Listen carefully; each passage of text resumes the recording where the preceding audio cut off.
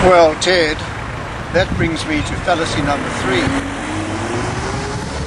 This being that high density is good for the environment. Now, what's the first thing they do?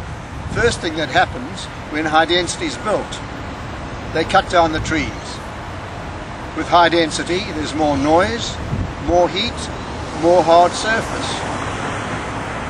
Rain has nowhere to go except to rush down the creeks, carrying pollution into our waterways. High density advocates also tell us that high-rise saves energy. The facts are otherwise. High-rise uses more energy per person than single residential dwellings.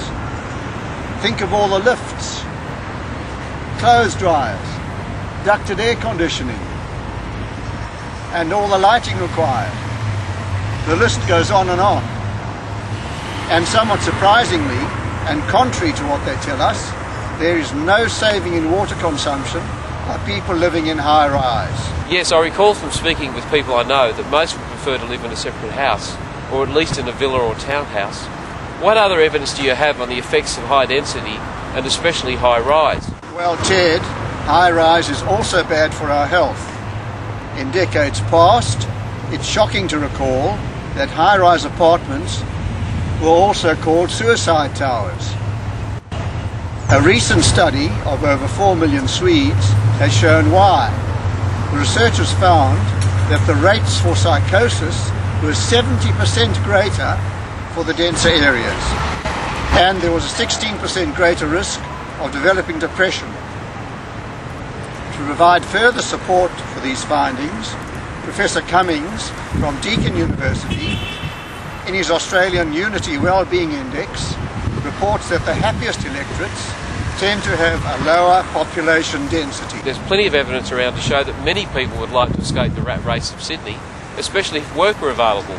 But with house prices the way they are, most people are forced to commute by car or train into Sydney, and they're still faced with massive congestion and overcrowding, whichever way they travel. Good point, Ted.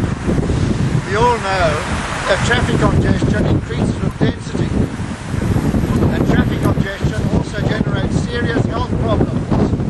Vehicle exhausts contain dangerous microparticles, especially hazardous in congested conditions.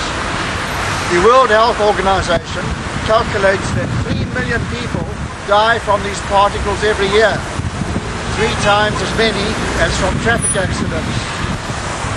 There's plenty of scientific evidence around to show that urban densification actually increases pollution in all its forms. This is compared to a decentralized approach that allows pollution to disperse more effectively and, more importantly, where congestion is much less. Your point about housing prices now leads me to fallacy number 4, which is that urban densification provides increased housing choice. Owning your own freestanding home has been a major goal of most Australians for decades.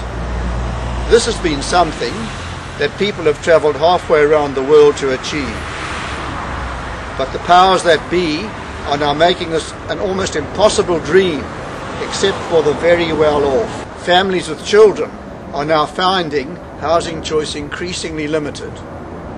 And data from the last census shows that the inner suburban ring of Sydney, where density is the highest, the proportion of homes with children is much reduced. Many people just can't afford a home on its own block of land, because urban densification has greatly reduced the amount of land releases.